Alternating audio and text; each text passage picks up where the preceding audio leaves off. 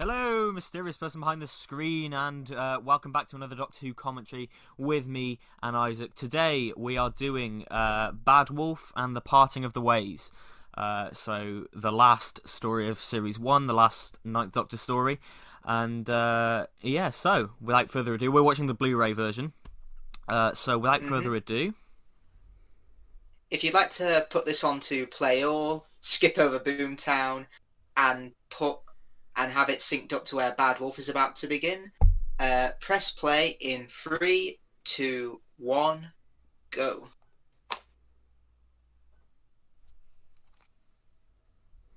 Whenever I watch this story, I always forget that it's a sequel to The Long Game. Yeah, me too. I don't dislike that episode strongly. I think it's the weakest of Series 1, because to me it's the definition of a filler episode. Yeah, same here. Like, the Long Game is, like you say, it's the weakest of Series 1, but I think that kind of speaks to the strength of Series 1. Because even then, it's not bad. It's just sort of a 6 out of 10, whereas the rest of Series 1 kind of ranges from like 7 out of 10 to like full marks. Yeah. But yeah, I know what you mean. I always kind of forget that this is supposed to be a sequel to Long Game. And I also realised this: the Daleks and the Slovene, yes, the Slovene, have equal amounts of screen time in this series in terms of episodes, because they're in 3 episodes each. That's true. Yeah, that's pretty insane. That is kind of mad. Yeah, that is mad. Because I know for Series 1, Russell wrote 8 out of the 13, and that's like 2/3 of the series. Because I think a lot of episodes, particularly the slot that Boomtown took, it fell through because of just script problems, really. Because it was going to be written by Paul Abbott, the original episode 11, who did Shameless. And I'm gutted he didn't. Yeah, I'm gutted he didn't end up writing for it, because Shameless is a amazing British TV series. Yeah, that's interesting actually. Yeah, because I remember when Series 11 was airing, and I remember the first 5 episodes were like all co-written, or maybe it was Series 8. Actually, no, I think it was Series 8. A good chunk of the episodes were co-written by Stephen Moffat, and I remember at the time people going, "Oh, he's writing too much." But look at this. Russell's fingertips are all over most of the episodes, and he, like you say, he writes a good chunk of them. So yeah, Russell wrote about it, and we definitely have so much to thank for him. Oh, and yeah, sure. Just coming up to the game show references here. Yeah, I know quite a few people have What Not to Wear in the Weakest Link. I understand they're not on the air anymore. Yeah, Weakest Link went off the air a few years ago. I'm not sure. Yeah, and that is true. There is kind of, you do look at it now and go, yes, this is very 2005 TV. But as well, I sort of do think, yeah, a lot of game shows are getting revived nowadays. You've got stuff like Catchphrase and stuff being brought back. So it's feasible that in the future, maybe they thought, let's bring some of these old shows back. I mean, personally, I find it a shame they didn't.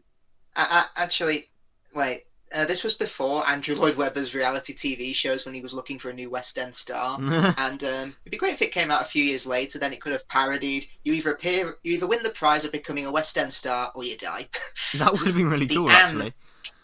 The Android Lloyd Webber. That would have been really cool. Yeah. Oh man, yeah, that would have been cool. But yeah, no, I don't have a problem with the whole game show thing. It is.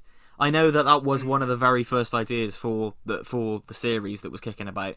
I think Russell's spoken about before how one of his first ideas for bringing Doctor Who back was like game shows gone mad and everything, and it is a cool idea. Yes, it is a bit dated, but I think the strength of the kind of shock value of it, I think it still holds true. But I think the whole oversaturation of game shows and reality TV, it still holds true today because if you look at the TV schedules, most of it is reality TV, Yeah, and it drives me mad. it's true. Yeah. Yeah, exactly. Plus, I think say in like 20 years, kids watch this Hmm. episode, and yes, part of the appeal is seeing these exaggerated versions of shows that you know, and I'm amazed they got the rights to a lot of these. But I think kids in 20 years watching this will sort of will just appreciate it as, oh, it's a game show, like on its own strengths. They won't even it doesn't the story doesn't necessarily depend on the fact that it is a reference to a real life thing. Hmm. And of course, Jack Harkness absolutely loves being with two female robots because chances are he'd probably end up shagging them. It is kind of perfect for him. It's Yeah. pretty perfectly matched.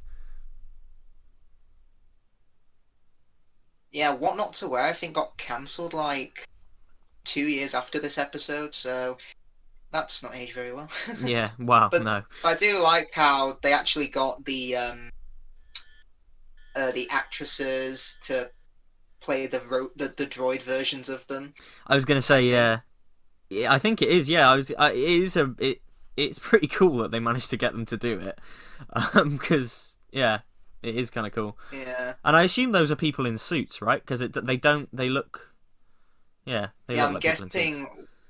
I think Paul Casey is in the android, and that doesn't surprise me. But I No. know he's gone on to great things because I was watching the Star Wars Episode 9 documentary recently, and he's in that. Well, he worked on that as a choreographer Yeah, and he's for actually the he's in the Force Awakens as festival well. scene. He is, yeah. Yeah, he's gone on to good things. And I think does he still contribute to the new series? Does he still? I'm not too sure. Yeah. Guy called Richard Price seems to have taken over his duties because I know he's been a Jadoon and he's been a Cyberman. Yeah.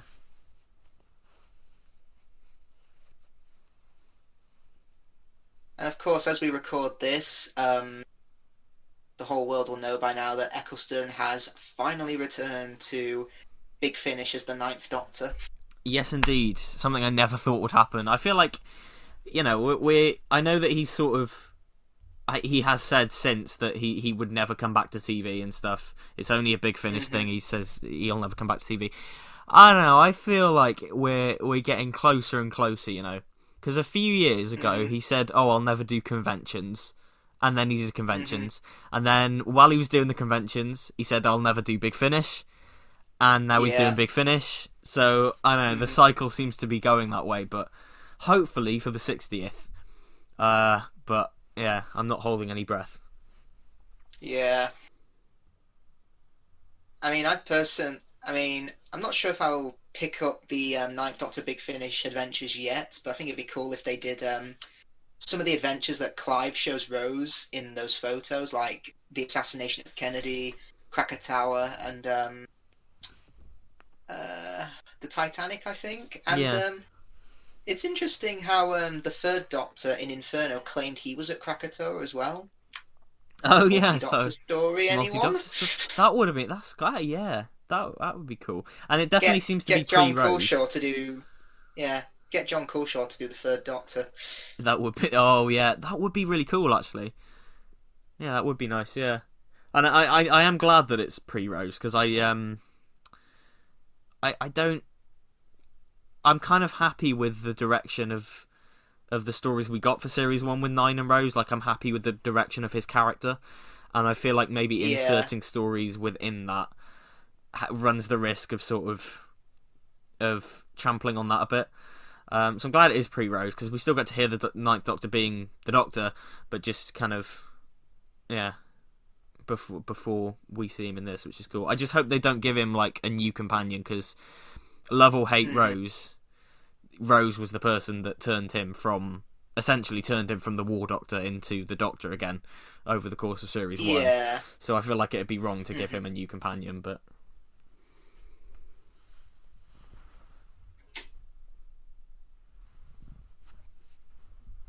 Now I know Patterson Joseph, who plays Roderick. I think he was under consideration for the 11th Doctor.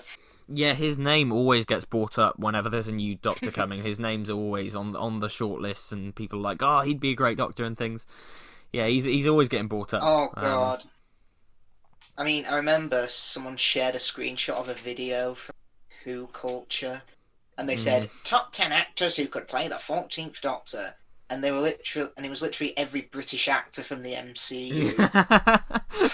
Jesus Christ. Well, that's the thing. That's why everyone's like, who do you want to play the Doctor? And I'm always like, I'm hesitant to say people like Eddie Redmayne or Benedict Cumberbatch because they're so big. They're such big stars. I'm kind of hesitant to sort of. I feel like it'd be an obvious choice. Yeah.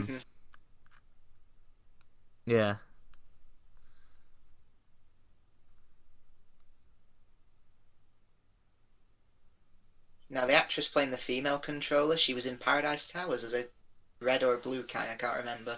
She was, yeah. It's a nice little link. And it's weird to think that wouldn't have been that long before this. So it's 2005. That would have been. Yeah, the gap there was 18 years, so that's not too long. Wouldn't have been too long at all. That'd be like someone from Series 1 now appearing in like Series 13. Oh, almost getting to that point.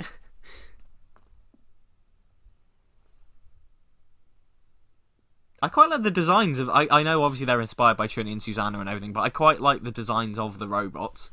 It's kind of a cool. Yeah, they're really. Yeah, it's cool. Yeah, they're really good. It holds up. Yeah. I'd love to have seen a robot version of Ant and Dec. Oh, that would have been really cool. That would have been really then cool. Then again, they prominently appear on ITV, and I don't think the BBC would have been able to have the rights to them. And because I think because Big Brother and What Not to Wear, I think they were Channel 4, something like that. Yes, yeah, but well, at the time Big Brother was Channel 4. Yeah, it moved. I know it moved to Channel 5 in about 2010. I don't know. It's not on the air anymore, I don't think, but yeah, it did move to Channel 5 eventually. But at this point, it was on Channel 4, and it is kind of incredible that they managed to get the rights to all this to use it. And I something I really like about this whole bit now with the death of what's her name, Rose's kind of blissful ignorance, and obviously she's not meaning to be offensive to the people, but she has no idea what's going to happen. That works so well. That works so well. And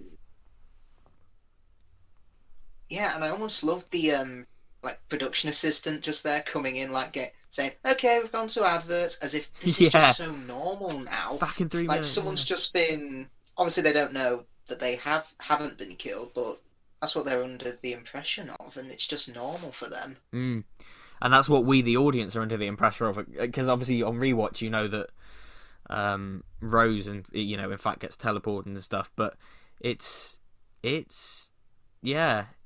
worked, and the guy running away and everything, and it works really well. It's properly sinister, and I really like the effect of them being shot as well, like the dust and everything. They should say, "I don't feel so good." And you genuinely feel like Rose is in a proper predicament here, like is genuinely at risk and everything. Plus, also, she has to answer questions that are common knowledge in 200,000 years. Obviously, she has no idea how to answer these. Yeah, exactly. It's a great concept. It's really great concept, and it's one of those things that if I was on the Geeks Handbags live story the other day, and he was saying that if you told him that Doctor Who was going to do Big Brother and The Weakest Link and all that, he would have had a heart attack. It would have sounded horrible. But I think it's the perfect example of wait till you see how it's executed, right? Because this is properly sinister. Because closest they got to portraying reality TV was in Vengeance on Varos, I'd argue. But there it was just torture for entertainment rather than taking well-known game shows that we know and putting them in a futuristic context. Yeah, I was going to mention Varos. That's kind of the closest comparison, I think.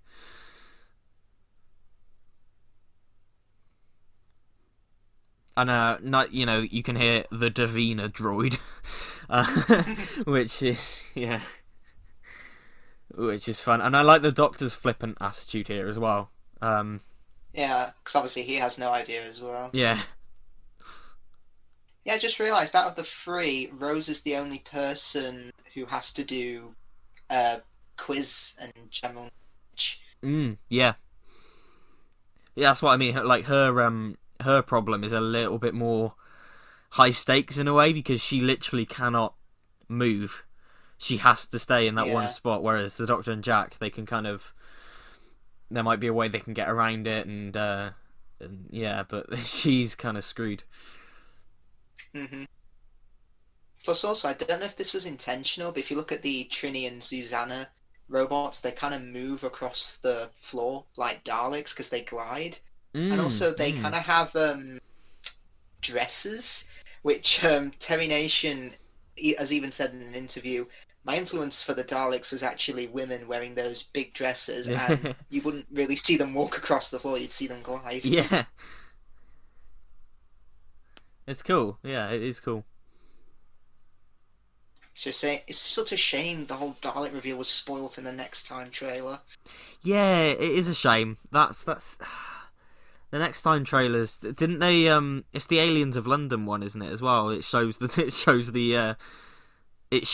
that the Doctor gets out of it alive and everything, and it's Yeah, it was Stephen Moffat who said put the Next Time trailer at the end. Yes. Yeah, in fact, I think Rise of the Cybermen and the Stolen Earth, they might be not counting obviously series finales, they might be the only episodes in the new series that don't have Next Time trailers. Yeah, I think so. And that was brave. The Stolen Earth one was. Oh, that God, talk I about that. I fell off my chair when I was watching that as a 10-year-old. I was just like, I had to watch the confidential episode in case it gave me any answers. Well, that's the thing. It was like, and then I remember in school the next day after that, it was all anyone could talk about, and the fact that they didn't talk about putting faith in your audience and knowing your place and knowing how popular the show was, that having the confidence to not put an excellent trailer at the end of that is oh wow, it got the whole nation talking. Yeah, brilliant. I think it is popular. It is possible, I think, to do Next Time trailers for cliffhangers and not spoil anything. The best example for me is The Sound of Drums, because it doesn't show the Dr. Martha or Jack, it just shows the Master.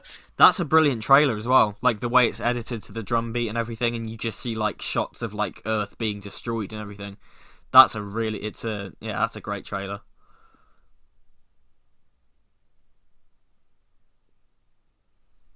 Oh yeah, the censors were quite strict here. They didn't allow them to show John Barrowman's behind. Yeah, because they were going to, weren't they? Yeah. But yeah, I guess they didn't want Doctor Who to show any arses, which is reserved for Torchwood. Oh, Torchwood would have gone more than that. Torchwood would have shown everything. Yeah. They probably would have shown him shoving that laser gun into his ass. To be honest, I'm shocked that they got away with this, the whole you really don't want to know thing. Because it's quite there's a close kid. to the knuckle implication. Yeah, but... as a kid, though, it goes completely over your head. Oh, yeah, for sure, yeah. It's why I kind of think Captain Jack works a lot better in Doctor Who than he does in Torchwood. Yeah, because in Torchwood, he's kind of scarred, brooding man who stands on top of buildings looking over Cardiff and being like, everything's so different now. Yeah. Whereas, yeah, because if you look at Meat when he's like, what have they done to you, my poor friend? If that was Doctor Who, he'd probably be shagging it. Yeah, I just think he's a bit of a dick in Torchwood, to be honest. In Torchwood I've only seen the first two series. I haven't seen I haven't seen the best of it, which is Children of Earth. You've not seen Children of Earth? No, I I've never watched. I've got it. I've got it on Blu-ray, but I've not. I've never watched it. It's, I know, constant source of embarrassment for me. But I need to get on it because I've heard it's like the best thing ever. But I feel like it is. I'd also need to watch Miracle Day, which I've heard is the worst thing ever. So it's like, yeah, I know. I really need to get on it, but it's one of those things where Torchwood is one of those things where I like it, but I feel like I have no desire to ever watch any of it again. Yeah. Whereas the problem with Miracle Day is that it just gets too big, and it's where you start questioning, why doesn't the Doctor take any notice? Because surely everyone on Earth not dying, because Miracle Day takes place over like 3 to 4 months, no joke. Yeah. And the Doctor never turned up. Really? Yeah, that's kind of. Yeah, I've heard it was meant to be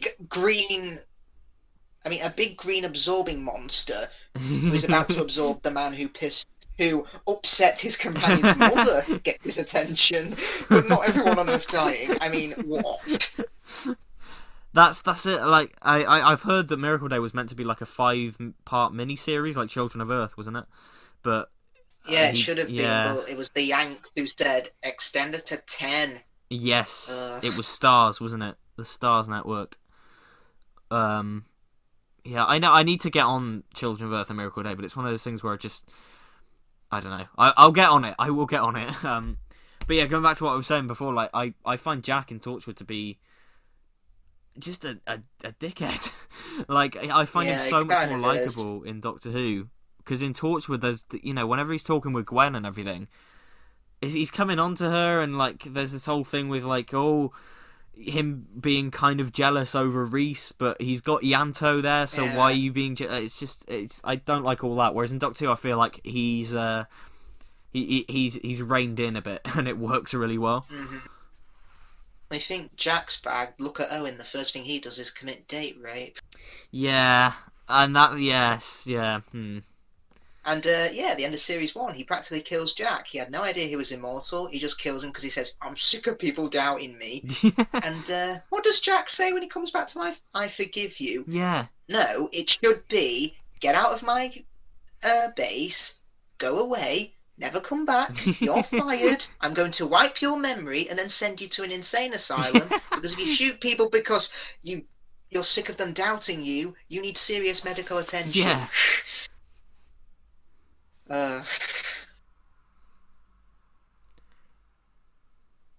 One thing I've realised about Series 1, we never, ever go to an alien planet. No, we never, yeah. It took Russell 14 episodes to get us to an alien planet with New Earth, and it took Moffat 4, I think, because Time of Angels is set on a different planet. And even then, New Earth is still... It's got Earth, yeah. It's got Earth iconography. It's barely an alien planet. Yeah. So yeah, because it's still you've got those semi-iconic shots of like the Doctor and Rose on the grass and everything, where all those promo shots were taken, and it just looks like Earth that they've added some flying cars onto. So yeah, and it took Chibnall 2 episodes to get to an alien planet. So I think we know who the better showrunner is.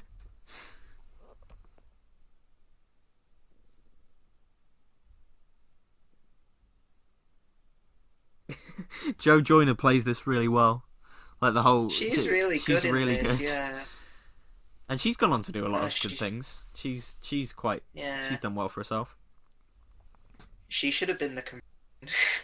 Yeah, she would have been really good, but she's also like her death is brilliant as a result in part 2. It is really good. It's so good, because you learn to care for her so much because she's so likable. Yeah.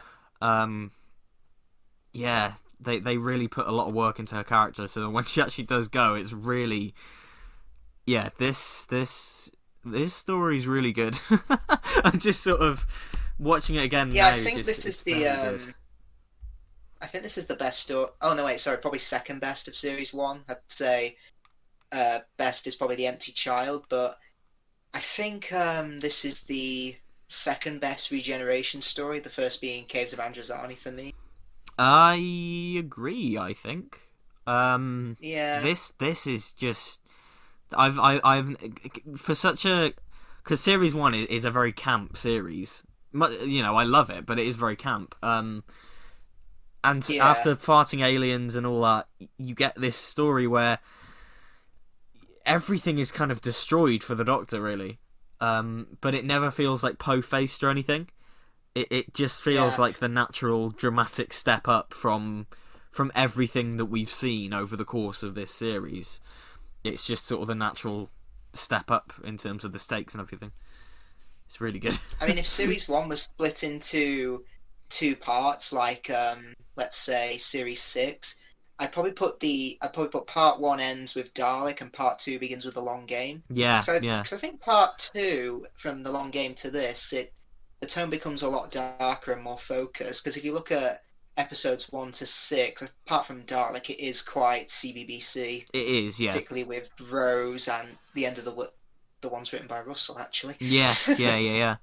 And that whole thing, that was sort of what Chris was struggling with, wasn't it? The sort of campier elements. Yeah, He was struggling to do the comedic aspects. Like I think there's one. What Keith Boak, is that the director that he yeah, really that's didn't get it. on with? Yeah, that Yeah, Keith Boak never yeah, worked on Doctor Who again it after World War Three. Yeah, yeah. Apparently there are because all sorts of stories about that. Which yeah, I don't know. he mentioned in his autobiography that his two favourite stories were Dalek and The Empty Child and The Doctor Dancers, and I can see why, because very different from the Slovene two-parter and Rose, um, Mm, darker tone, yes, yeah. mature themes, things like that. It's And they showcase his Doctor probably at his best along with this story. yes, yeah, for sure. I think I don't know that it was necessarily the lighter story. I think it was just I I think he's talked about before how people sort of pushing him to Yeah, make silly faces and stuff like that, which implies that the director was sort of striving for a camp performance as opposed to a straight performance in a story that's really camp. Which there's a very clear sort of difference there. I mean, look at the Adam West Batman. If you know that Adam West plays that completely straight, and that's why it works.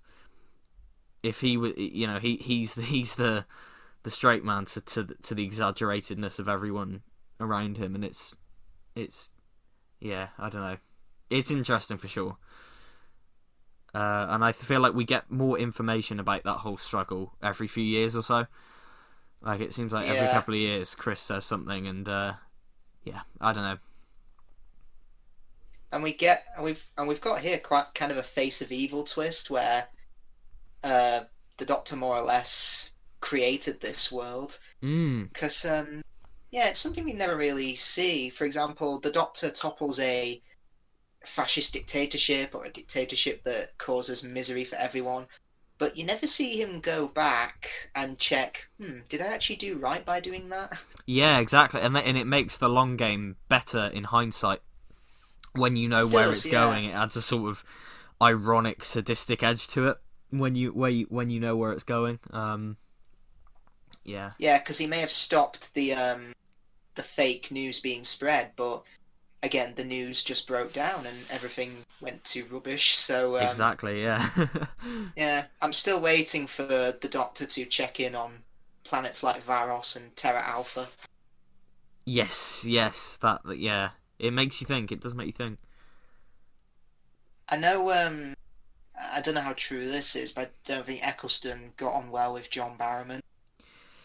Yeah, I apparently there are stories of Barrowman like getting his knob out and like God, on set and like apparently like hitting it and rubbing it on the TARDIS console, which oh Jesus, yeah, John Barrowman's one of those people that he seems like a really cool guy, but you hear stories he has to sometimes. be restrained a bit. Well, yeah, you hear stories sometimes about what he's actually like on set, and there are points where it's like, ooh, that's kind of gross. Like, and Because there yeah, was yeah, Yeah, I think someone commented on Eccleston's Instagram saying something about John Barrowman, and he actually answered and said, "Don't mention that prick to me." Yes, And I don't yeah. think he was joking. No, yeah. That's. I mean, to be fair, Christopher Eccleston's Instagram is wild. It's I insane. opened. I've just been walking around London Park and there's rubbish and shit everywhere. I hope a bird takes a shit on you. um, He's so awesome. sometimes And some. he's so political Oh, he that is. I'm surprised the Not My Doctor crowd don't make YouTube videos where they pretend to be angry about him. Oh, But it's because he's a man. yeah. They feel it's cool. If It's because he has a this cock. if this series aired today, it'd be destroyed. It would be It would, absolutely yeah. destroyed. Every single fucking white man is an evil man. Every single villain is a white man. I know there's villains like Margaret and the Reapers and the Gelf, but I won't mention that because it defeats my argument. Yes. And also, yes, yeah, I mentioned this to a guy once who said, "Yes, I'm sick of that every villain is a white man," and I was like, not every villain's a white man. Have you seen the new Master? Have you seen the Ghost Monument? Yeah, And yeah. he said, "Yeah, well, it's different now. They actively use the white men to push a white man hating agenda." Ugh. I even got a comment. I even got a comment on my Doctor Who guide video where I said, "Your comment about hating white men is entirely unfair. The reason is because it's a PC woke agenda." You just proved my point there, so thanks. Yes, exactly. It just proves the point, doesn't it? It's Yeah. and yeah, there's this. Lest we forget, this story features the Doctor's first guy on guy kiss. Yeah, there's so many people who are against 13 and Yaz getting together, but well, people seem to have selective memories. And it's actually his first kiss of the new series. Yeah. It's his first kiss of the new series, and if you actually watch the scene, yeah, it is. yeah, if you actually watch the scene, he doesn't just, it's not just Jack. The Doctor actually leans in for it. He's Yeah, well up true. for it, and yeah, I'd like to show people who dislike the current era that, see what their response is. Yeah. I'm not a really big fan of Rose. I may have mentioned that in the past, but Yeah, the way Eccleston just stares, thinking that she's dead, it's just fantastic. His performance is Because amazing. obviously, yeah, he promised to keep her safe and get her home, but just in that flash, and he was literally seconds late, and he failed. Yeah, and I love the sign mix as well. It's like everything else seems to sort of drain away, and you just hear Jack like shouting and the gun and everything, but it's all muffled kind of and echoey and It's like we're hearing what the Doctor's hearing. yeah.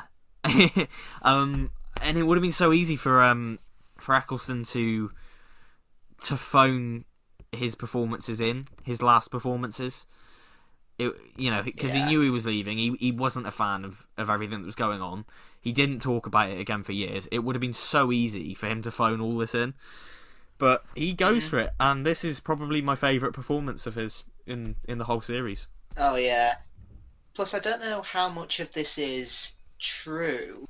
Now, I know when they were making this series, they knew there was no guarantee that they were going to get a series 2. Yeah. So, yeah, I heard there's an alternate ending where it just ends with the Doctor and Rose in the TARDIS, off for new adventures, and that's the end, because there's no regeneration. I wonder, think does that ending exist? there are a Or is few different endings for this, I think, because I believe when it was screened for critics, they cut the regeneration. All right. So there 'Cause are a I few heard it different ways was, this ends. yeah, because I heard it was going to end with, like, the original ending was like the Doctor looking at his hand, it's got golden energy, and you just see a warning on the screen saying a life form dying, and that's it.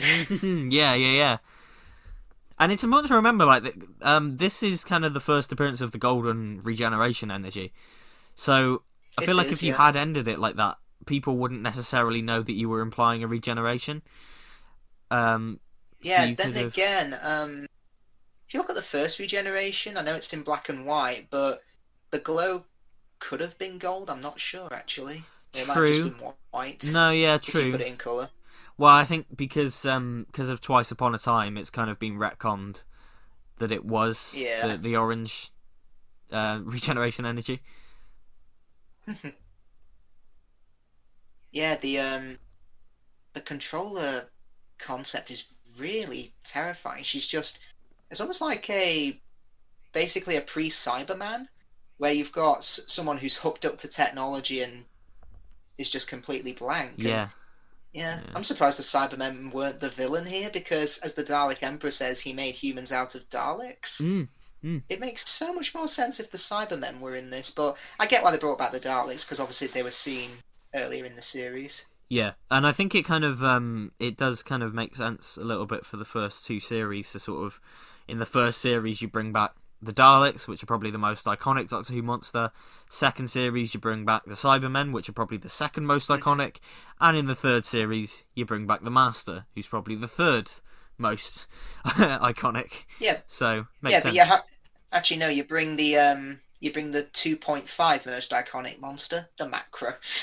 Very true. Very true. Yeah.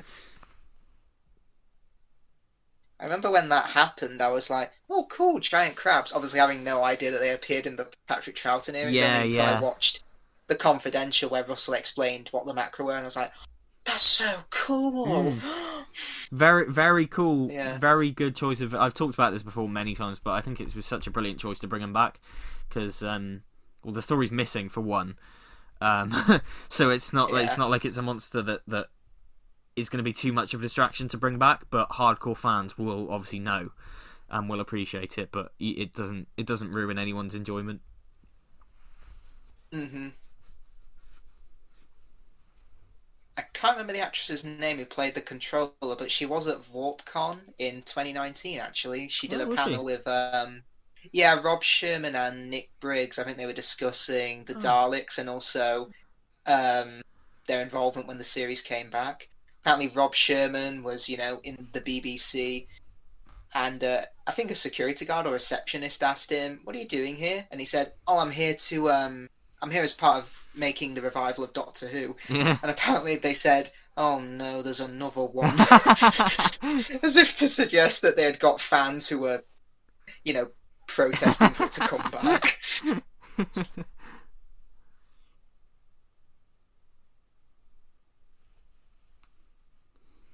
She's really good. She's very good, but she's Yeah. also kind of sinister at the same time. It's really Mhm. good. Yeah, because she didn't even care that Rose got supposedly killed. She just needed the Doctor there. Yes, yeah. So, and this scene kind of proves my point because a lot of people say that that part one of this is just all set up and nothing happens, but I completely disagree because you get scenes like this, and it's really building up the atmosphere and the suspense. It's really sort of making you think what is going on. It's really well done. I definitely disagree with the whole thing of part one is just filler. Yeah, because it does make perfect sense, I think, in the second episode why the Doctor sends Rose home, because, he nearly lost her here, and he knows what the Daleks are capable of, so he's not going to risk that. Yeah, it works really well. Yeah, and what I love here, what we're about to hear, is the interior of the Dalek spaceship is from it's from the first Dalek story, isn't it? That beeping. It is, yeah, really, really the womp womp womp womp, really cool. And I do love the interior of it because it's got curved corridors, indicating that it's built for Daleks, not people. It's great, yeah. And I love that reveal. I love that reveal because you don't need to see anything else. You just need to see that point of view shot from the Dalek, and anyone who's followed the series along will know exactly what that means. And it's such a good reveal.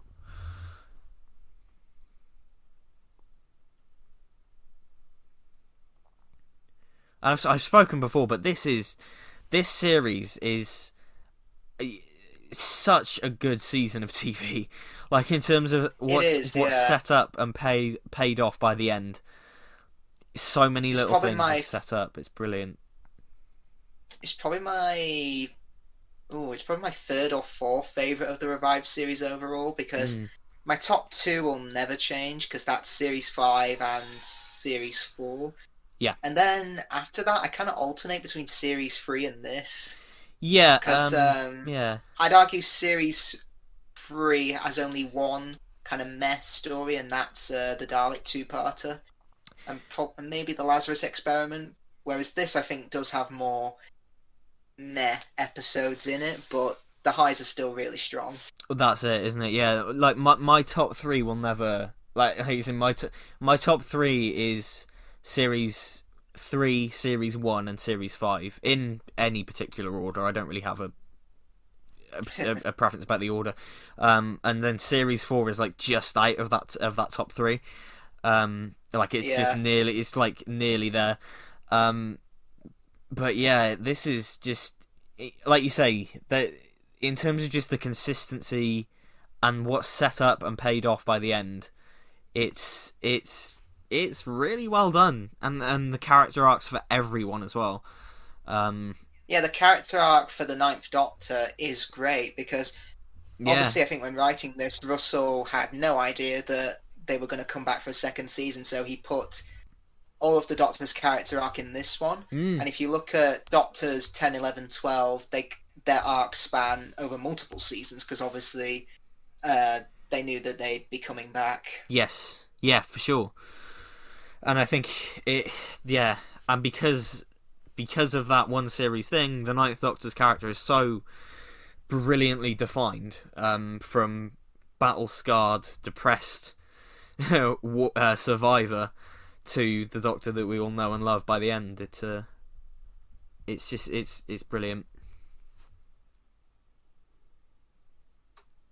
The Bronze Daleks. Yes. Stephen Moffat thought he could get rid of this design once and for all and replace them with Skittles, but he was wrong. And these bronze ones are still being used today. Yeah. Which I do think we need to change. Even if you just repaint these basic models, I'd be happy with that. I just feel like we need a bit of a change up. I know we have the new, like, the reconnaissance kind of design, which is cool, but they got spoilers for Revolution if you've not seen it, but they got kind of brushed under the carpet quite quickly. Yeah. This cliffhanger is so good. Oh my god! It's almost like it's a subversion, because usually they end on peril, but this time it's the Doctor saying it's not going to end in peril. Yeah, I am going to be the hero. The way he starts off all cheeky and chirpy at the start, like, oh really? That's nice. Hello. Yeah. And then the way he just turns into such rage here is brilliant. It's so natural. It gives me goosebumps. It completely we kind of talked over it, but it's the bit where he's like no, and everyone turns their heads and looks at him, and the music kicks in. That moment in particular just gives me goosebumps. They look at him like, you mad? Yeah, it's so good. And then oh man, the hype for next time is just like off the scale, because we've seen what one of these Daleks can do. Now here's a million billion of them. The Doctor is fucked. Yeah. And it's just this oh, it's so good. I love it.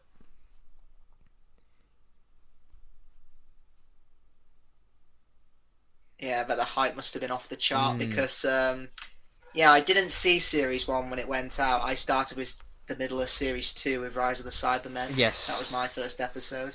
I started with middle of Series 3, so a year out. I started with Daleks in Manhattan, so which I wonder if the internet existed more predominantly than it does back then. I wonder if people were thinking, ooh, who's that gravelly voice? Could it be a revived Davros? If you were a hardcore series fan. Yeah.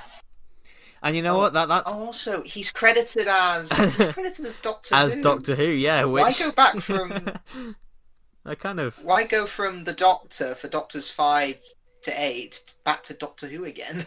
yeah, I Doesn't kind make of sense. yeah, because I believe wasn't it a stipulate like David Tennant wanted that changed, so in series 2 it's back I to the think so, Doctor, yeah. which I don't know, it's whatever, it's a bit of fun.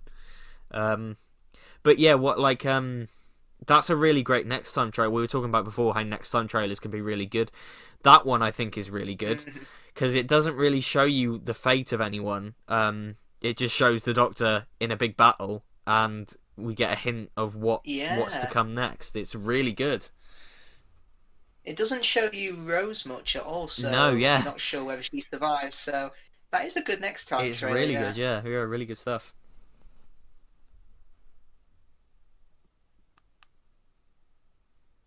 Now on to Parting of the Ways. Yeah. Now, I probably should mention. Is the end BBC logo that long on the DVD? Because it Yeah, seems to because stay I up was for just looking ages. on.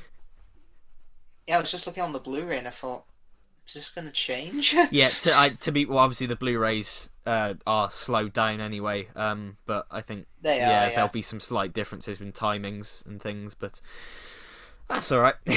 It's I remember when the steelbook for this came out in 2017. I thought this was just going to be a one-off thing, but mm, I'm so glad they did. They're still doing the rest of them. same here. Yeah, same here. Yeah, I'm really looking forward to the 50th anniversary one because I actually don't own Day and Time of the Doctor on Blu-ray. I could only get the limited edition DVD one. Oh god, yeah, because I'm fortunate enough to have the Blu-ray version of that set, but the problem is when that came out, it was like the collection box sets now. Yeah, If you missed out, you were that's screwed. it. So I'm really Yeah. happy. I pre-ordered it anyway. I probably don't need it, but it's just my OCD. I do not need it because I've got the discs elsewhere, but it's just my OCD. But I'm glad it's being re-released for people like yourself Need to do, who yeah. missed out. Because I assume it's going to be the same discs. It is a fantastic set. It's Yeah. really comprehensive, so I'm really glad that it's being re-released. So I this, mean, the last one they could release is Series 8 because they already did a Series 9 and 10 mm, when those series came out originally on home media, so I don't know if they'll just re-release them. yeah, the only Because I have Series 10, but I don't have Series 9. yeah, I have Series 10. I don't have Series 9. I have Series 10 and 12. I'm gonna probably hunt on eBay for the Steelbook for 11 because it's not that expensive to buy. Um, so yeah, but I hope I remember they did a special edition of Series 8, which was a special slipcover. It And was, it had yeah. you press the button and it made the TARDIS noise. And mine is dead now. I pressed it the other day and it's just this grrr noise. Mhm. So yeah, I reckon they'll do Series 8. I hope they re-release 9, 10, 11 and 12 and such. I don't know if they will, but I hope that they do. Yeah. Because I definitely get the Series 9 one just to fill in that gap. That might be the first time we've seen a Dalek inside the TARDIS. Yes, yeah, and it's Because even the Cybermen bet them to that in Earthshock and Attack of the Cybermen. mm, it's a great image as well of it being of the blown up Dalek in the TARDIS and everything. Um, Yeah. mm. And also we had the clip a minute ago that was used in Day of the Doctor. We had the from an X trick. Looks like he was saving Gallifrey whilst he was saving Rose. Yeah, yeah. And I'll tell you what, that shot of the missiles and then you see the TARDIS spinning and stuff, it's a really great. The CGI in this has held up. The CGI still looks decent. It's not too bad.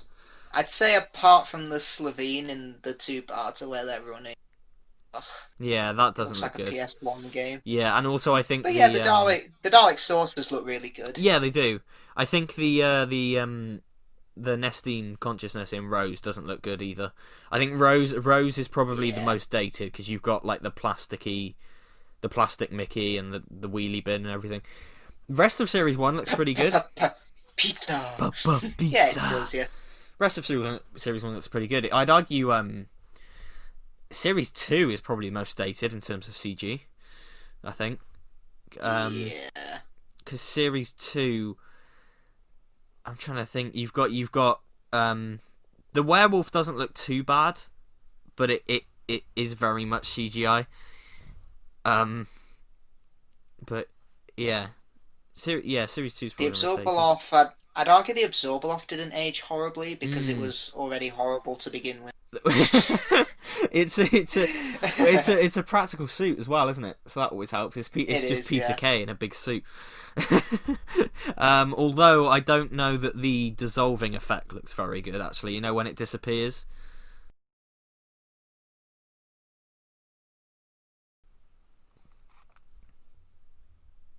Oh, the Emperor Dalek is so good. Oh, it is. Yeah, And the that booming model is voice. Ah, the lights coming on. Or the model is just beautiful. It's such a shame they didn't make a toy out of that. yeah. I guarantee so many fans would have bought it. I'm so Yeah. shocked, but they made a toy out of fucking the Nan from Idiot's Lantern. They made a toy And out of the destroyed Cassandra frame. yeah, and Laszlo from the Dalek two-part. But they didn't Yeah. make they didn't make a toy of the Dalek Emperor. This would have been on top of people's Christmas lists because you could have done a Oh massive. yeah, it would have You been. could have done a massive with the amount of merch they Mm. released at the time. I'm so shocked they didn't. Hmm. Yeah, I know the Dalek Emperor was designed by Mike Tucker, who did a lot of the visual effects for the Seventh Doctor's era. So Yes, yeah, it's it nice was that we got someone from the classic series into the new series. very much And I so. know he did some photo modeling for the Power of the Dalek Special Edition animation because he helped do the Dalek production line. Yeah, there's a cool featurette on the special edition about it. Yeah, and I'd argue the effect of the Doctor looking up at the Emperor doesn't look too bad No, it doesn't. because it's quite limited. Looks pretty good. I mean, the advantage Yeah. with Daleks and CGI is obviously they're not human, so you don't have to worry about movement really. Yeah. Their movement is so kind of blocky and static anyway.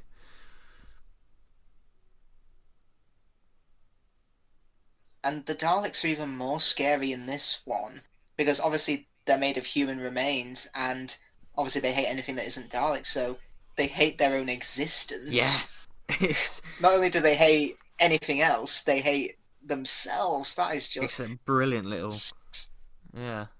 Yeah, I'd argue Russell got the Daleks down so perfectly. I think. I agree. This yeah. Oh, it's so good. And You then can tell he loves. You can tell he loves Daleks because in Doomsday Cybermen are like, we've conquered the Earth, and they're just like, bitch, please. lol yeet. They just blow everyone up. Yeah. Oh, Army of Ghosts and Doomsday, it could have been the perfect Cyberman story, but those Daleks come in and just ruin everything. Yeah. Urgh. I do wish we had seen a few Cybermen like killing a few Daleks, just to even the odds a bit. Because as it is, Yeah. the Daleks just destroy them. It's comically one-sided.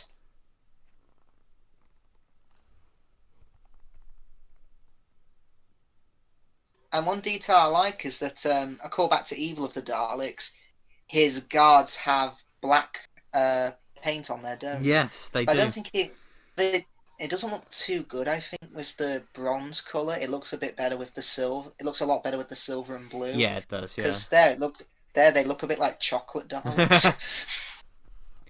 I'll tell you what I do like. I love this. I love that thing of the Doctor being all cheeky chappy.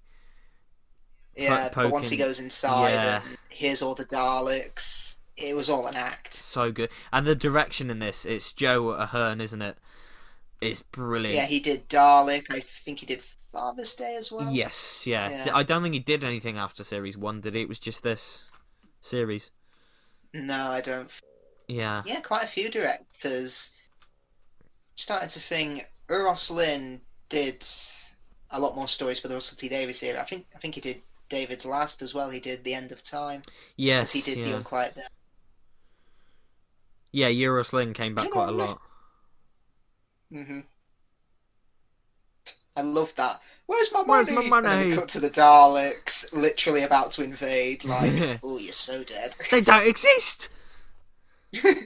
That's that CGI Oh, well, shot of the Emperor.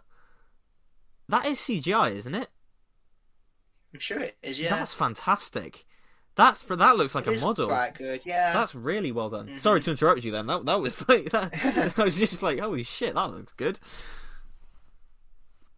Now I wonder, Satellite 5. I wonder if that's Russell's homage to the Ark in Space because it's his favourite Doctor Who story. Yes, yeah.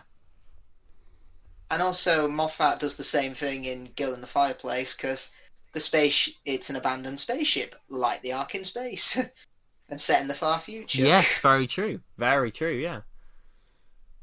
I wonder what Chibnall's favourite story from the classic era is. He hasn't really said, has he? No. It's just like, yeah, no. Someone should ask him. It definitely won't be Trial of a Time Lord, that's for sure.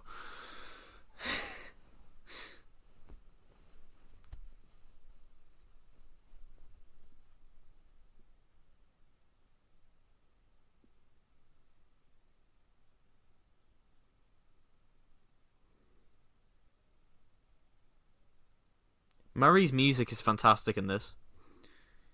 It is really good, It's yeah. really good.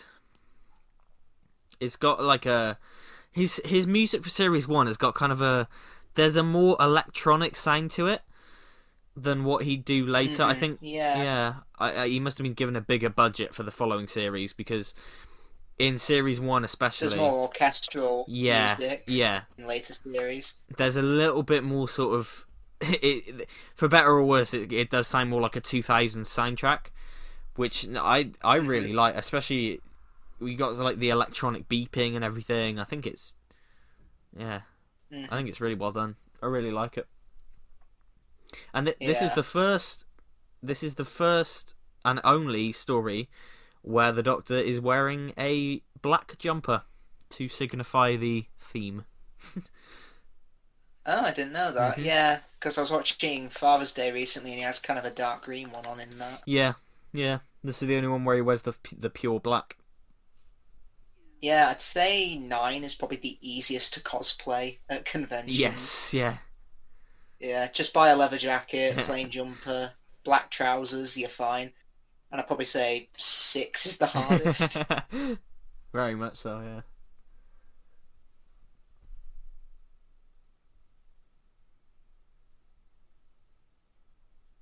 Yeah, I love how Jack, he knows he's got no chance against the Daleks, but he does it, but he'll fight to the last bullet because he knows it's the right thing to do, because I know Bad Wolf is often seen as the story arc, but it's also about the Doctor returning when you think about it, because in every story he makes someone better because he never saves the day. It's usually someone else. It's usually his influence.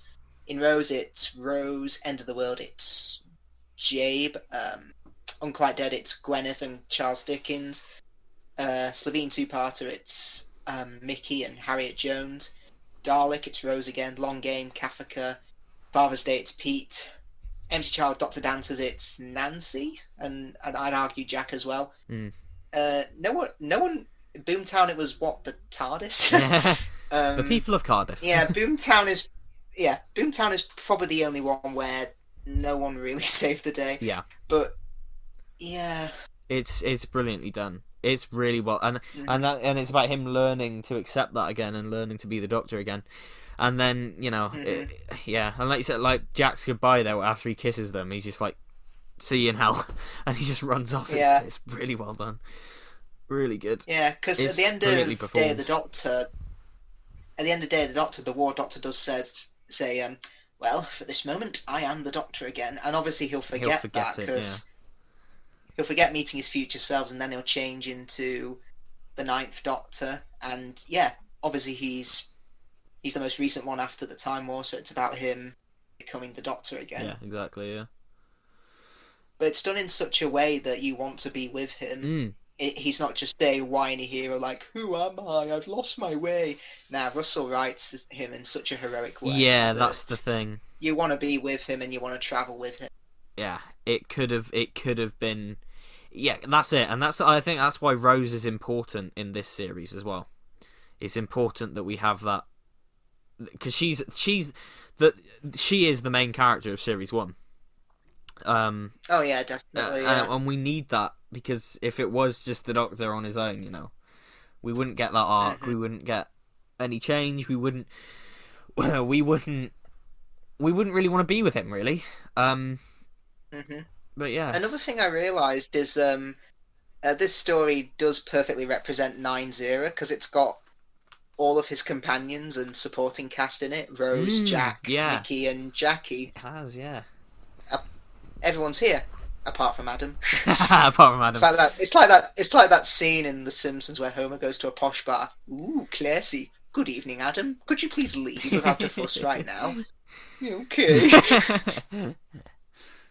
Oh, get out of here, Adam. Adam? Who is Adam? My name is Guy Incognito. Adam's bad when not even Big Finish will touch him. Yeah. I mean, there's a lot of stuff to do with Bruno Langley as well, who's apparently not a very pleasant person. Not a very nice man. Yeah. Yeah, I love how we go here from the Doctor all excited, like, oh, I've got this plan, I know it's going to work, but he just stops. Yes. And looks at the machine that's practically his wife and just sends it home. Yeah. Well, sends Rose home.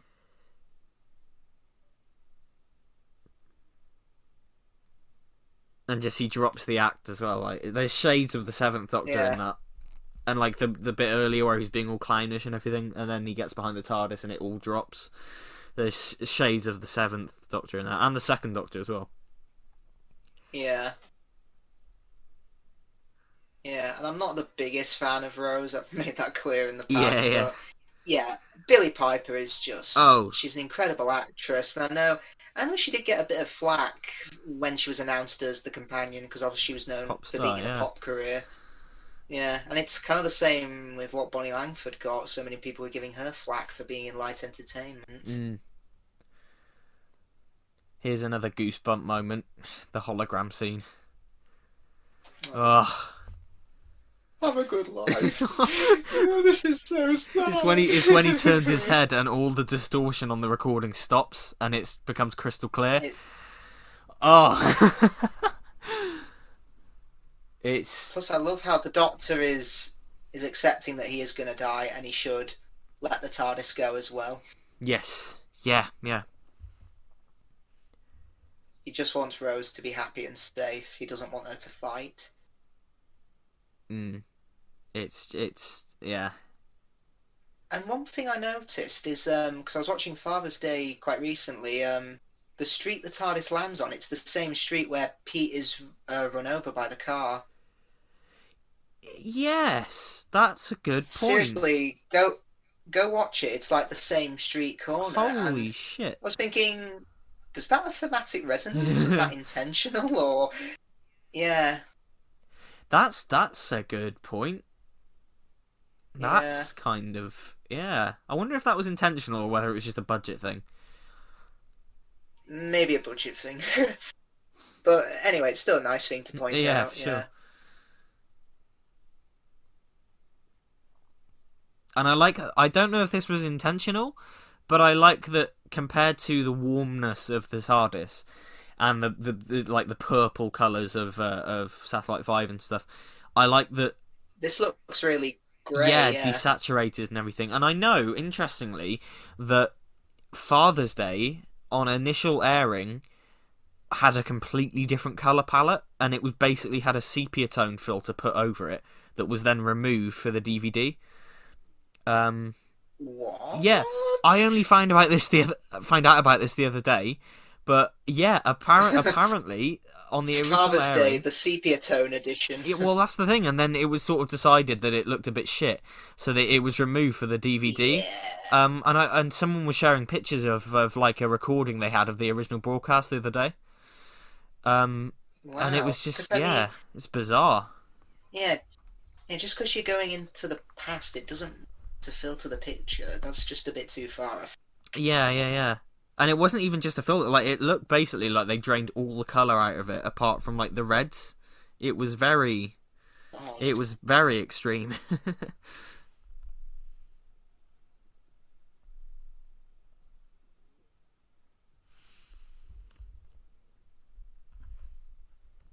And I guess this... And I don't know if this is intentional. I was just going to Yeah, go say on. when the Doctor asks the Emperor Dalek about Bad Wolf, he says it's not part of my design.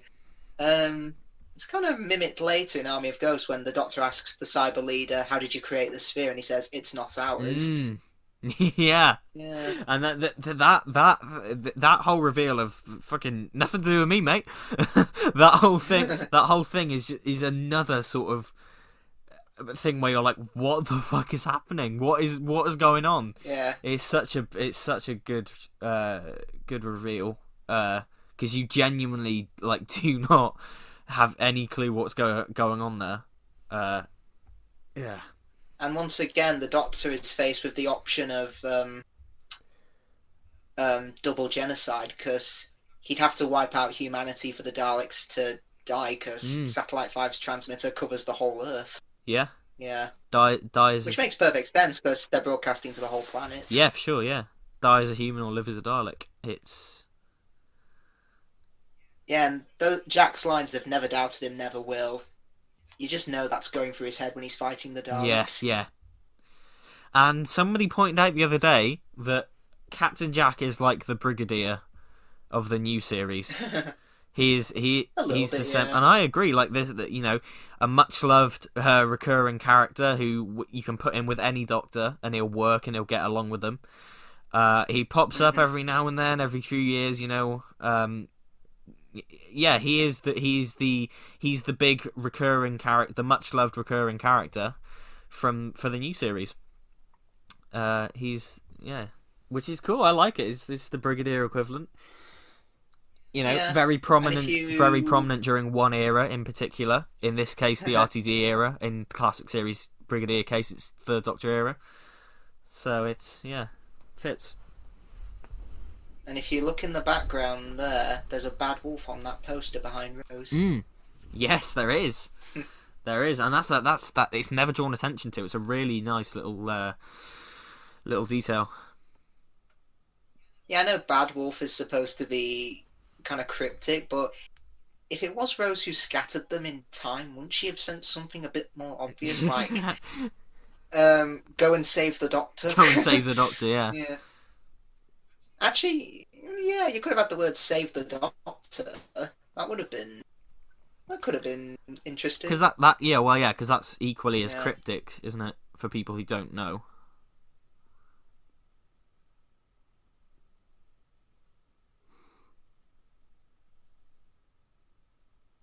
So, save the Doctor. That reminds me of The Angels Have the Phone Box. I've got that on a t-shirt.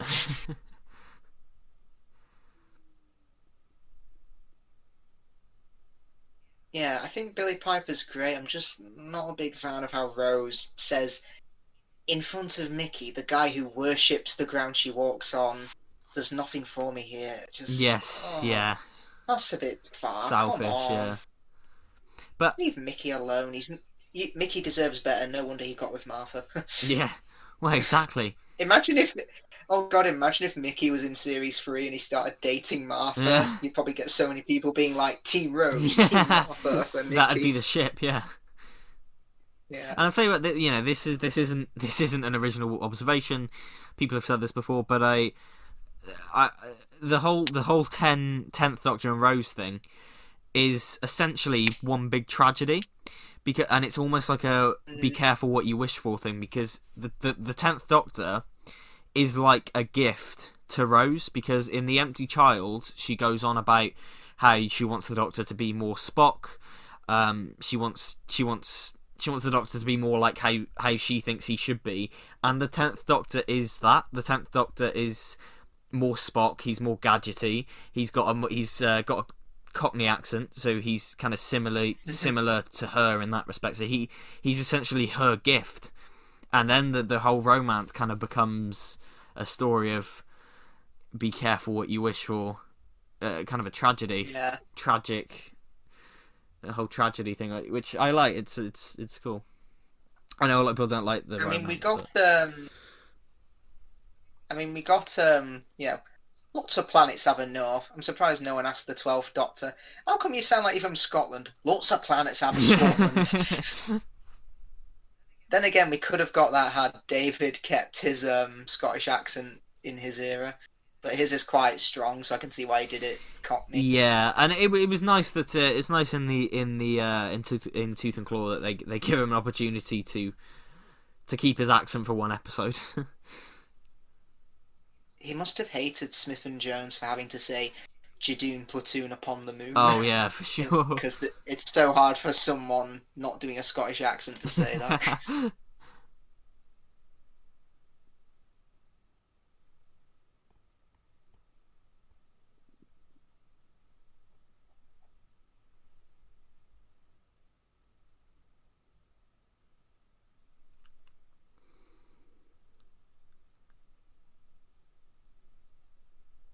Yeah, the Daleks, they are on top form here because, as we see later, they go down to floor 0 because they detected life forms that aren't Dalek. Obviously, killing them wouldn't have helped them stop the Doctor, but it's just pure Dalek killing anything that isn't them. Anything, yeah, really good stuff.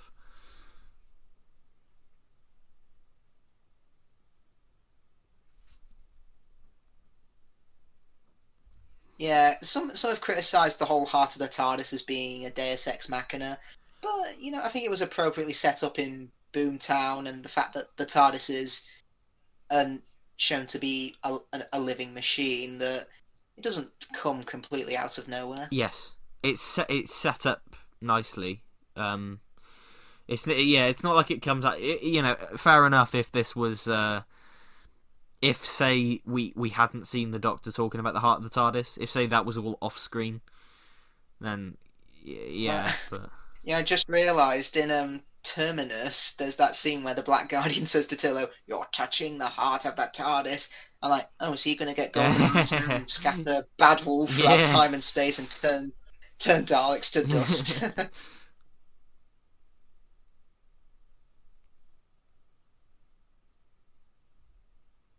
I know the sound design for the guns here is very different to the DVD. Oh, is it? I think it might have been... Yeah, because I had the DVD quite a few years ago, and yeah, I think it sounds quite diff.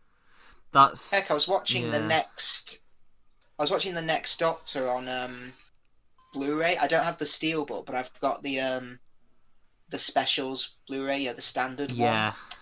And I watched the recording a lot of times as a kid because I recorded it on Christmas Day, and I just watch it over and over again. And I noticed there were bits of music that were playing that I hadn't heard before. There were a few more sound effects being played, and I thought, oh, is this the right soundtrack, or someone messed with it after transmission? I know the next Doctor there was some alterations made. I know that. There was some alterations made.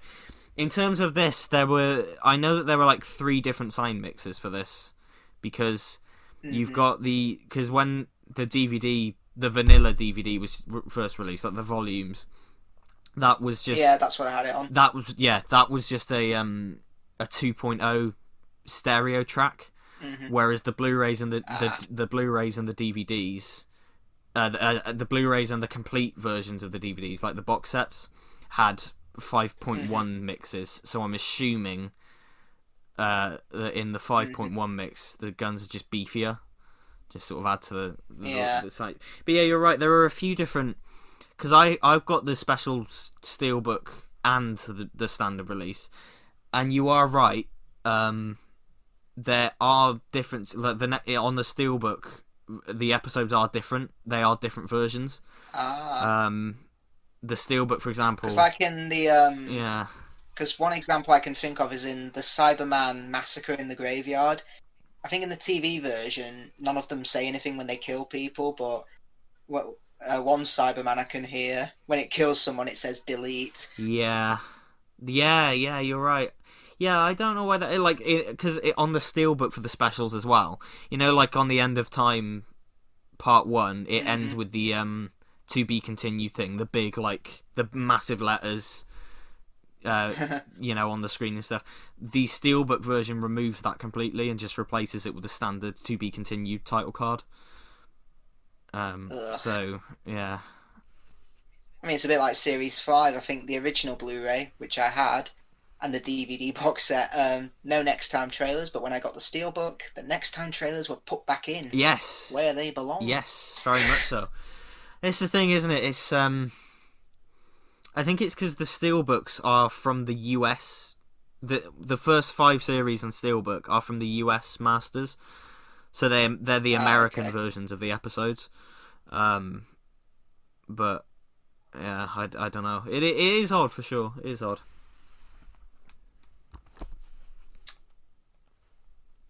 You mentioned earlier about how everything in this episode has a callback at least to each of the 12 episodes, and here we've got the events of Father's Day being mentioned, and how it inspires Jackie to help Rose, because at first she's just like, let's lock the door and walk away, but obviously she then comes back with a big yellow truck. Yeah, exactly. A big yellow truck.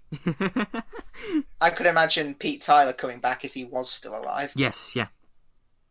Also, that scene there, I can remember it being used in a documentary called Doctor Who: The Golden Age, and the presenter said, Doctor Who, sometimes it can be quite silly. It's got a clip from The Underwater Menace where Zarf goes, Doctor! And he throws dust in his eyes, something like that, and then he says, and it can be quite serious. Then it cuts to that scene of Jackie and Rose in the TARDIS. Yeah. Like, it's almost a meme. It's like, it's amazing how Doctor Who can be like this. You could have Soldeed shouting, my dreams of conquest, to something like this. It's amazing how it's part of the same show.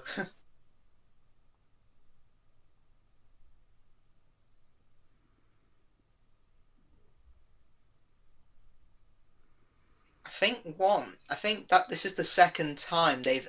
Oh no, wait, sorry, it's probably the third time I think that they've done the whole bullet aim for the eyepiece, it'll knock out the Dalek eye, because they did it in Resurrection and Revelation, I think.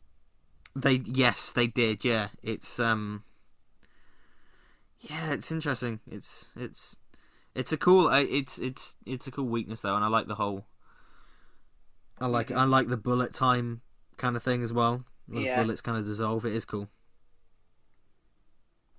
Well, yeah, because in the original script for Dalek, Rob Sherman intended for the bullets to just bounce off the casing, but that would involve putting up a lot of sparks. And so that's why I think they added the bullets melt in a force field. Yeah, probably. Well, yeah.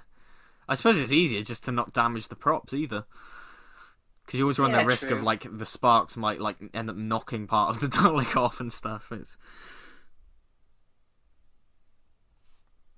I love how she comes back with a big yellow truck, and this is even referenced in The Age of Steel, I think, when Mickey goes with Jake to fight the Cybermen.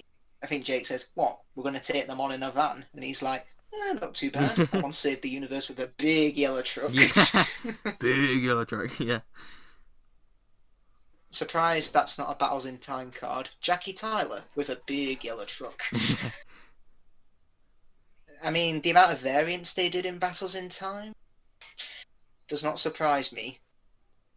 I mean, are you shocked to find that Cameraman is a card?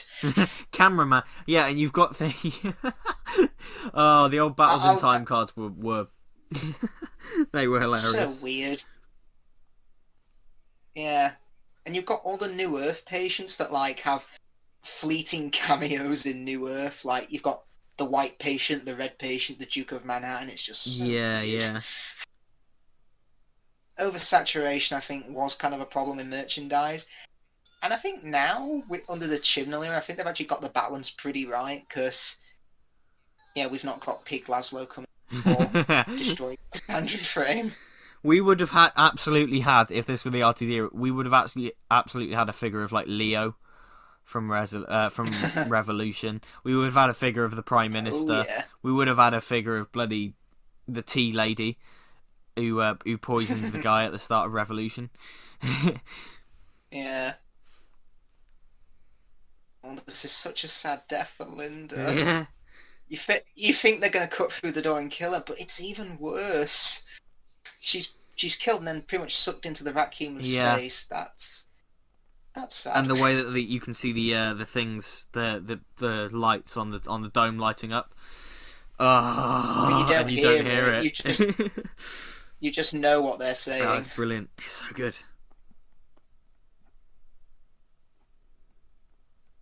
Yeah. I know that for the action figures though, it could have been for the first three series, they got the Dalek shape wrong. The bottom half looked like it was Yeah, pregnant, I. and the plunger and gun, they were really really thick. Yeah, I actually. They got it. I've got it. I've got They that. got it right for series 4. Yeah, I've got that original release displayed next to the big Finish figures they released of the Daleks from B&M, and the difference in shape. Ah, It's just insane. But I'll always treasure those original weird, blocky versions of these Daleks. Lots of nostalgia for me there. But it is odd. yeah, 'cause I do know that I think when they were making the action figures, they didn't have access to the actual Dalek props. All they Yes. had was photos to work Yeah. on, which that's really hard. Well, yeah, because photos, with the angles as well, you don't have the depth of everything. You need to have a proper and like the gun on it is massive as well. The gun is like oversized and it's Yeah. weird, but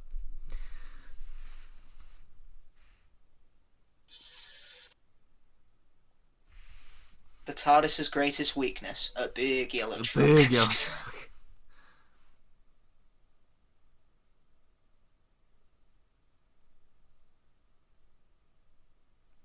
And that's the last time they see Rose until what, Christmas?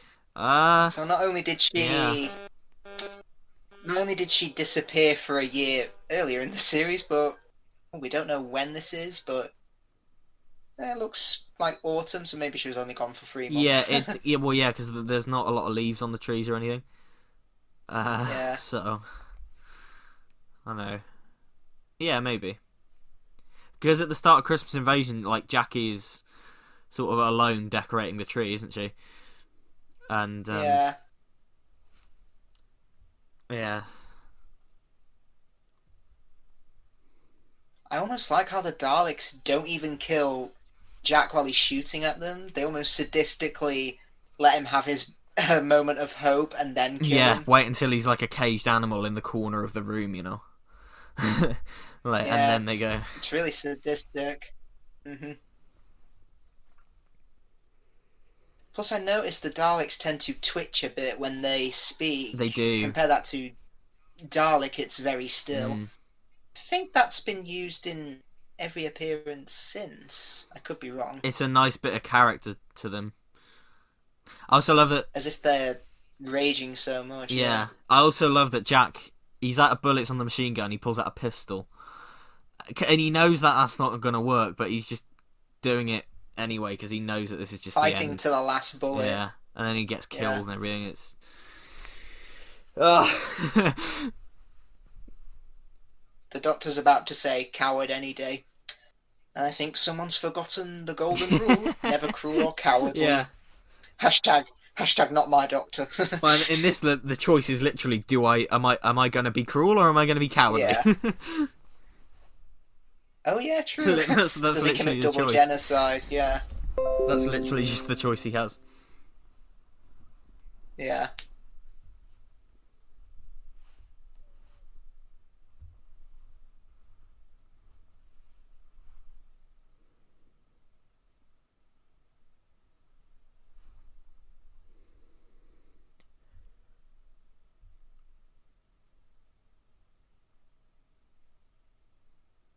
I love that there's no music really either when the That's Daleks true, get into yeah. the room.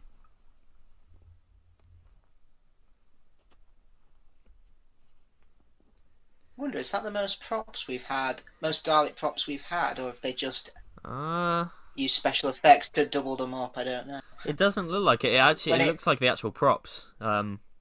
Yeah. It's not like in Day of the Daleks where we had like 3 Daleks.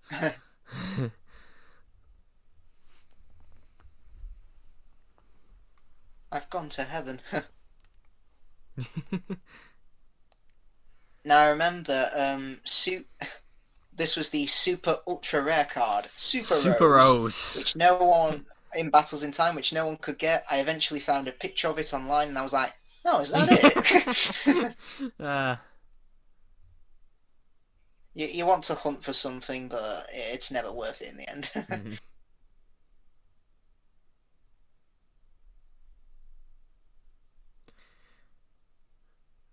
We're about. And this also started Jack's immortality. Yes, it did. Rose, you're gonna burn.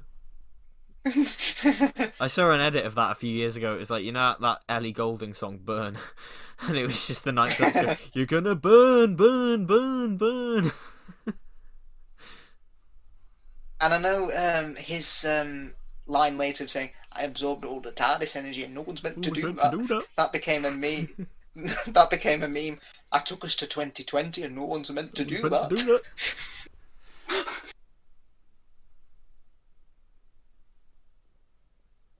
Yeah, I think I will say this about Russell's finales.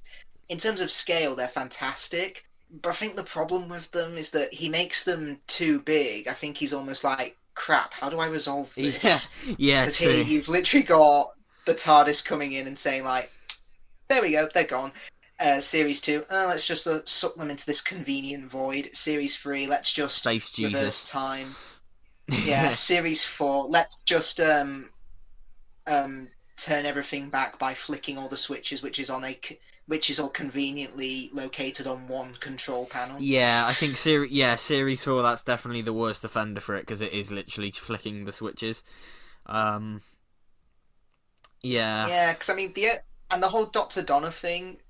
Russell even admits on the commentary, "Oh, I actually put that in later in Planet of the Ood." Heck, even oh god, I know on the commentary for Journey's End when I think Sarah Jane pulls out the warp star. I think David even says, "Oh, Russell, where are you getting all these MacGuffins from, man?" The commentaries during the RTD era are great. It's just there's the one for the Series 3 finale is hilarious. That's really funny. I mean, I prefer the classic ones because they tear it apart. Whereas on the new series, they're like, "Ooh, everything's wonderful, but also great." Very true. Every story, including Fear Her, is a classic.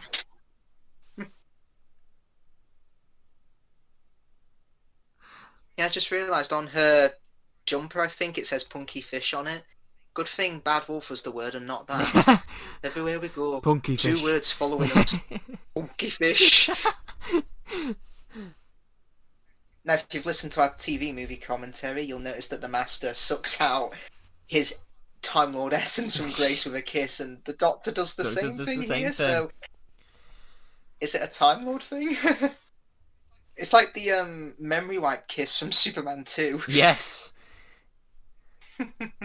Now, I know a lot of people are like, why doesn't Rose die because of this if the Doctor regenerates because of it? But, well, for one thing, he's... Mishmosh. Yeah. For one thing, he's kind of holding it in as well. Whereas Rose is, like, literally escaping from her. Yeah, I don't know. It's never really bothered me, but...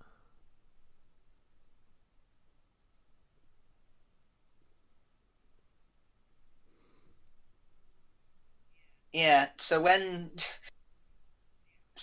we're supposed to believe that when she said, "I bring life," the Doctor instantly knew she was talking about Jack, knew that he became immortal forever, ever, and ever, and knew to leave him behind. Yeah, that's the cover story. Yeah, I do wonder, did John Barrowman know he was coming back for a spin-off series when he got the part, or was he phoned later for that? I don't know. I'm not too sure, because I noticed Series 2 is the only RTD finale that doesn't have Jack in it at all. Yeah, true. It wouldn't surprise me if Jack living and all that, and this whole thing where he runs towards the TARDIS, it wouldn't surprise me if that was a late addition to the script. Like, it wouldn't surprise me if Jack just died. Could have been, yeah.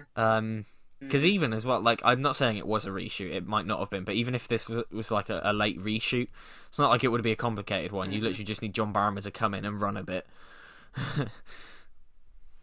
Yeah. Oh, I love this scene so Oh, it's so good. Because, yeah, he reassures Rose and the audience too, because, yeah, imagine if you were a kid and you'd never seen the classic series, you had no idea that the Doctor could change his appearance, this is about to happen. And it's so perfect because it completely reassures them, like, yes, I am going to change, but I've been fantastic, you were fantastic, and the new guy is probably going to be fantastic. And that's the thing, that this was so crucial to get right. This was so crucial to get right, because you're losing your leading man 1 year into the show. You know, this could have been a disaster, but yeah, it's great. It's so good.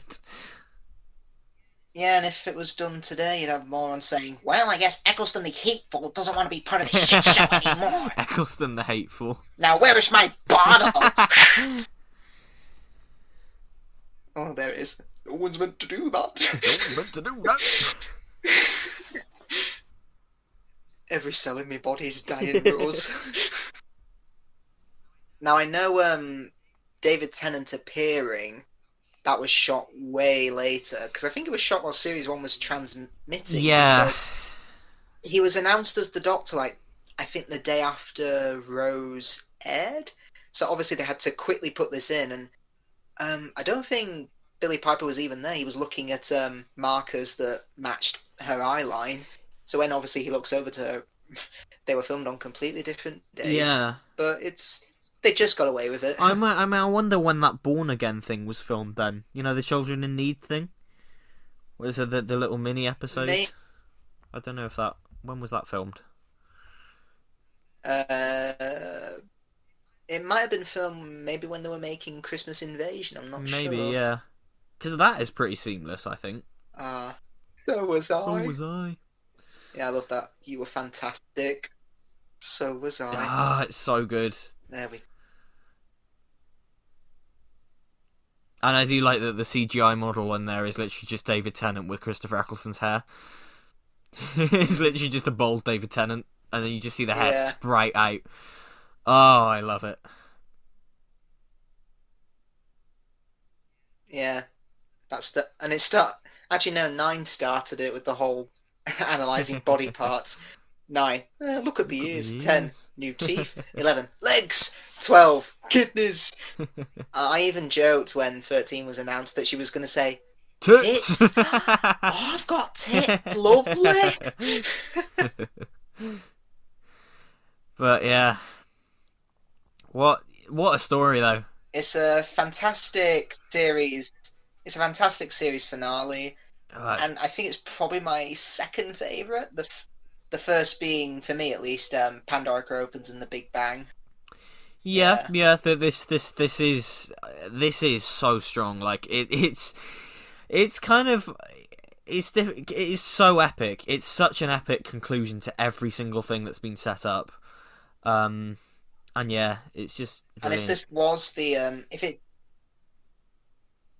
it did end up being the final Doctor Who story ever, because let's say we live in a horrible parallel world where Series 2 never happened and it never carried on, it would have been a very fitting ending to the series. It would have done. It's a properly epic Doctor versus Daleks. I just love it. It's one of the best ever, I think. But yeah. So, I hope you enjoyed the commentary, everyone. Me and Isaac will be back next time.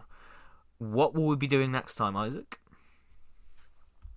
Next time we'll be journeying into a journal of impossible things with human nature and the family of blood. Indeedy do. So yeah. Once again, thanks for doing this for me, Isaac. It's been a lot of fun as always. We will be back next time with Human Nature, Family of Blood. In the meantime, we shall see you. Bye bye. Bye bye. Fantastic. Oh, you were fantastic, and so were we.